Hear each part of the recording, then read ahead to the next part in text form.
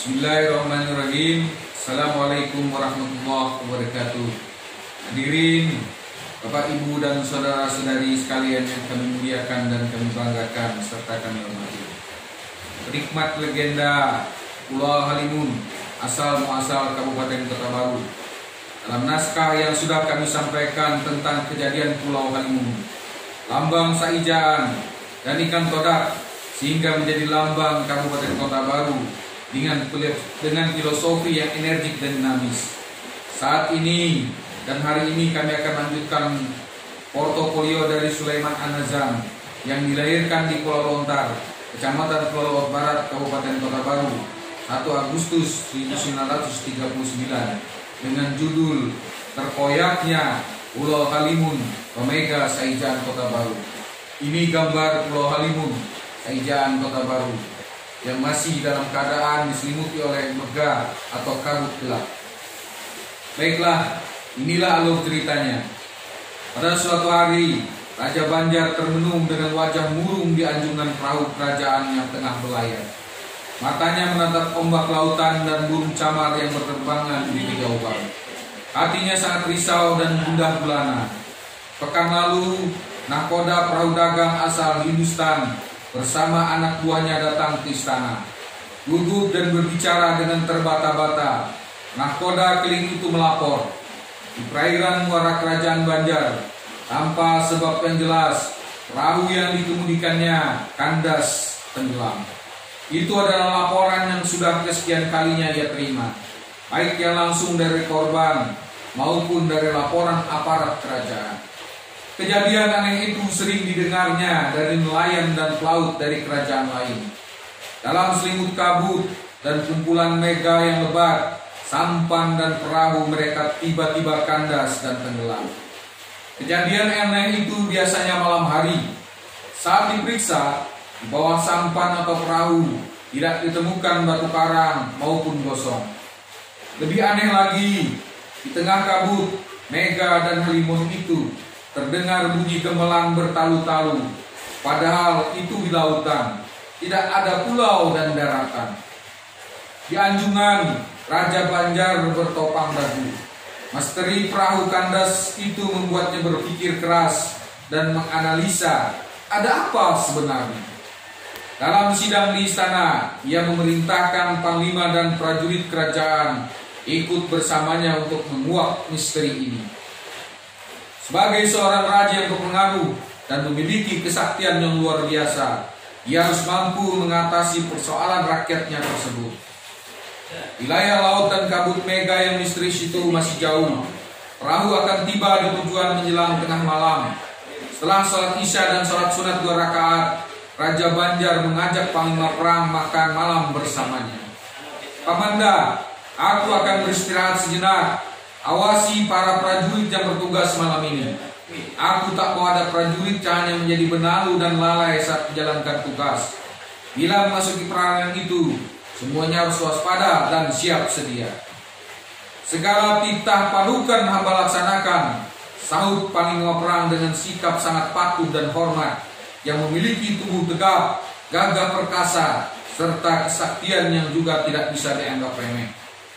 Menjelang tengah malam, perahu layar memasuki muara laut kerajaan Pagatan.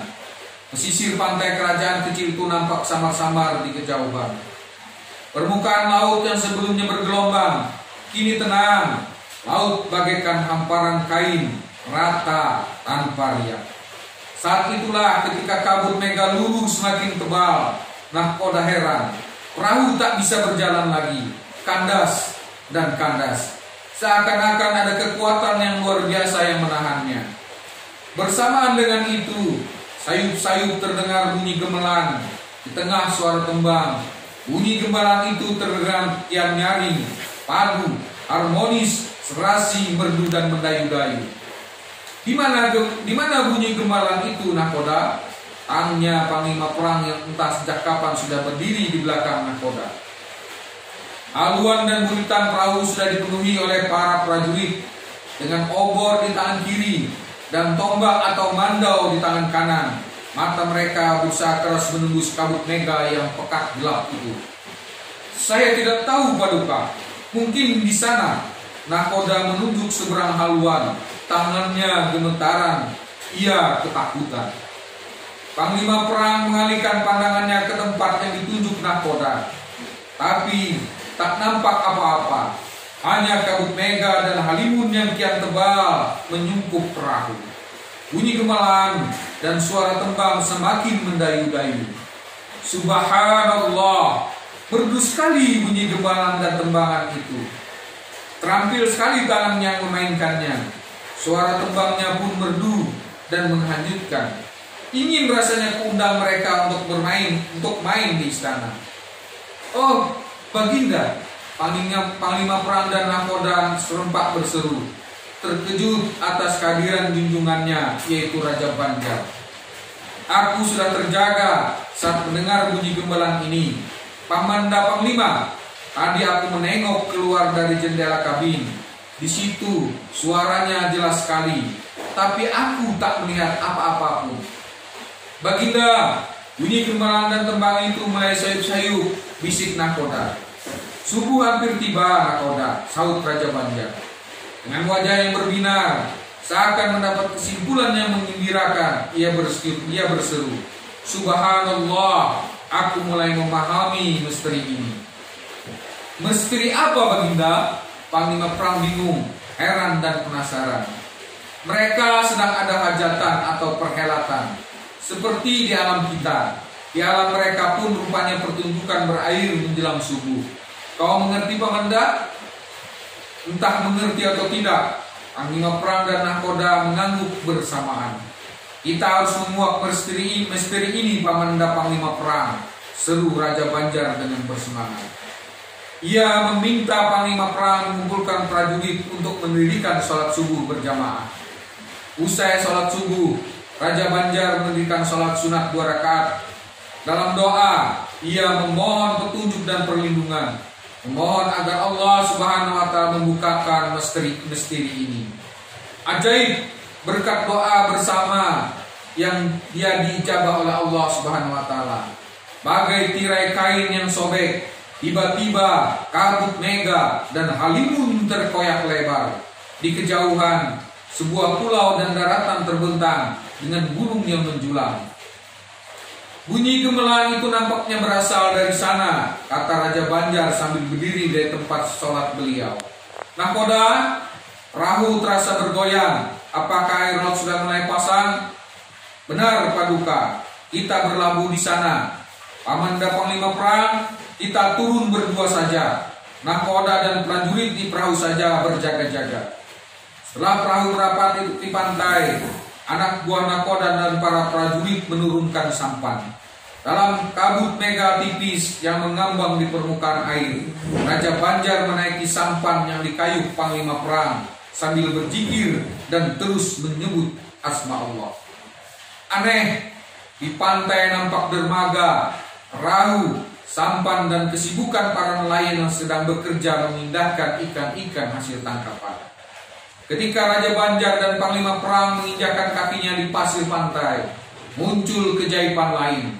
Di depan mereka telah berdiri pria gagah perkasa berbusana mewah yang diapit oleh 2 pengawal.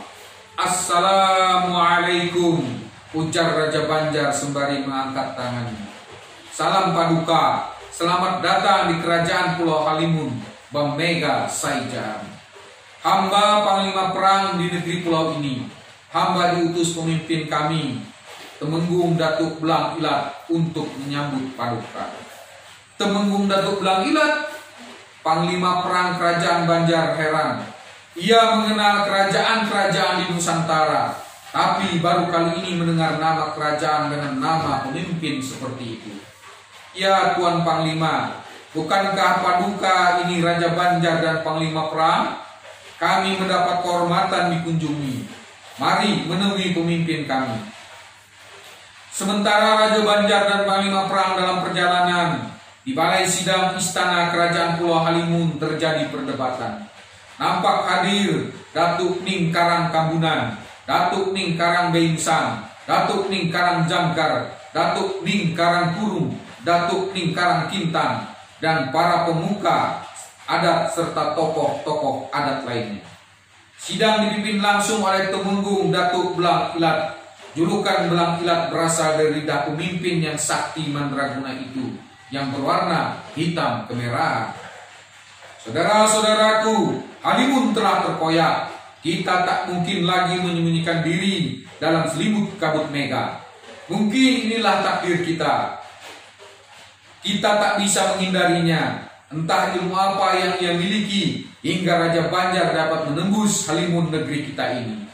Bagaimana pendapat datu-datu dan pemuka adat? Tanya Temenggung Datuk Belang Ilat. Ramalan leluhur kita bahwa pulau ini akan dikuasai bangsa lain yang kepercayaannya berbeda dengan kita mendekati kenyataan. Jadi waspadalah, saut pemuka adat. Adat budaya leluhur kita akan musnah, Ananda Temenggung, tambah pemuka adat lainnya. Dewata akan murka, kita akan menerima hukumannya. Maaf, ampun Kanda Temenggung, ucap Datuk Ning Karang Jangka. Mengapa kita tidak menjadikan ini kesempatan untuk melakukan perubahan? Benar Kakanda, saut Datuk Ning Karangkurung. Mengapa mati-matian mempertahankan adat budaya warisan leluhur bila hati kita menyaksikannya? Ini sudah keterlaluan, seluruh pemuka adat. Apakah kita ingin mengulang sejarah dan bencana seperti yang dialami nenek moyang kita? Mereka dahulu musnah akibat pertikaian dan sengketa serta keegoan ambisi semata. Ya, sahut pemuka adat lainnya. Padahal di zaman Paduka yang mulia Datu Mabur, negeri kita tenang dan aman. Belum sempat pemuka adat menyelesaikan kata-katanya, di pintu balai sidang terdengar suara Assalamualaikum warahmatullahi wabarakatuh. Peserta sidang serempak berdiri menoleh kepada pemilik suara itu. Salam Paduka Raja Banjar, sahut Datuk Ning Karang Kambunan. Raja Banjar dan panglima perangnya dikawal panglima perang kerajaan Pulau Halimun memasuki balai sidang. Apakah kedatangan kami mengganggu Temenggung? Oh, tidak Paduka. Silakan duduk. Kami sedang membicarakan kehebatan dan kesaktian Paduka yang berhasil menembus kabut mega dan Halimun yang melindungi negeri kami. Paduka benar-benar sakti luar biasa. Tidak Temenggung, semua atas izin Allah Subhanahu wa Ta'ala. Hanya kepadanya aku menyembah dan hanya kepadanya aku memohon pertolongan. Maaf, siapakah yang Paduka masukkan? Tanya pemuka adat. Allah, dialah Tuhan yang menciptakan alam semesta. Kami menyembahnya, menaati segala perintah dan menjauhi larangannya. Dia Maha Pengasih dan Maha Penyayang, Maha Pemurah, Maha Pengampun terhadap hambanya yang berdosa. Menarik sekali. Apa nama kepercayaan Paduka itu? Tanya Temenggung Datuk Belang Ilat. Islam kepercayaanku. Ya Dewata, ramalan itu menjadi kenyataan, seru pemuka adat. Pamanda, Temenggung Datuk Belang Ilat tersentak melihat pemuka adat yang seakan terpukul, terhenyak dari kursinya. Maafkan kami, Ananda Temenggung, ini soal keyakinan, soal pilihan. Jika ada yang ingin menganut keyakinan seperti yang dianut Raja Banjar ini, kami tidak melarang. Tapi perkenankan kami menganut keyakinan seperti yang telah kami anut selama ini. Kami akan mengasingkan diri di pedalaman yang sunyi dan gunung yang tinggi, saut pemuka adat. Lihat suasana hiruk pikuk itu. Raja Banjar berdiri di tempat duduknya. Pamanda Temenggung dan pemuka adat yang saya hormati, saya mohon maaf bila kehadiran kami menimbulkan perselisihan di antara kalian. Oh, tidak Paduka, saut Datuk Ning Karang Bainsang. Duduklah kembali. Perbedaan pendapat tidak dilarang di kerajaan Pulau Halimun ini. Seluruh keputusan dan peraturan memang harus melalui pembahasan di persidangan. Kami merasa tidak enak. Jangan sungkan Paduka. Datuk Ning Kurung meyakinkan. Yang lain mengangguk-angguk mengiyakan. Cara mengatasi perbedaan pendapat yang seperti itu juga diajarkan dalam Islam agama kami. Malahan perbedaan dianggap sebagai rahmat, Tidak ada paksaan dalam Islam. Kami makin tertarik Paduka, sahut Datuk Ning Karangkintan. Apa saja syaratnya bagi pemeluknya? Dengan lancar dan fasih, Raja Banjar menjelaskan asal-usul, riwayat, sejarah dan syarat yang diwajibkan bagi umat Islam, termasuk tata cara beribadah dan sebagainya. Tanpa sadar, Raja Banjar telah dikerumuni tokoh-tokoh dan pimpinan kerajaan Pulau Halimun yang tertarik dengan pemaparannya. Waktu berlalu tanpa terasa. Pemaparan itu disela rehat saat Raja Banjar mendirikan sholat zuhur, asar, maghrib dan isya. Ketika Raja Banjar sholat, para tokoh dan pemimpin kerajaan Pulau Halimun memperhatikan dengan seksama. Setelah makan malam bersama, Raja Banjar menyampaikan niatnya untuk pamit dan kembali ke perahu. Namun, Temenggung Datuk Belang Ilat menahannya. Nanti dulu Paduka, sebagai hiburan kami akan menampilkan musik gemelan khas kami. Gemelan? Suara gemelan dari istana kerajaan Pulau Halimun Indah yang telah mengebohkan banyak nakoda dan nelayan serta pelaut itu. Sepanjang malam, Raja Banjar dan panglimanya menyaksikan pertunjukan gamelan dan tembang dari para nayaga istana kerajaan Pulau Halimun Bamega Saija. Di perahu, nakoda dan para prajurit pun mendengarnya.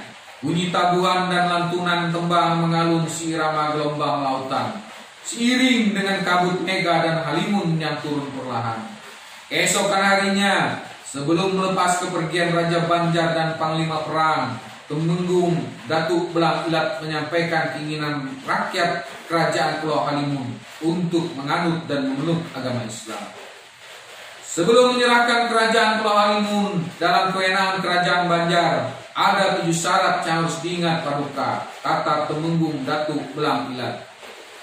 Dan Paduka harus bersumpah untuk menaatinya. Aku bersumpah, kata Raja Banjar, insya Allah.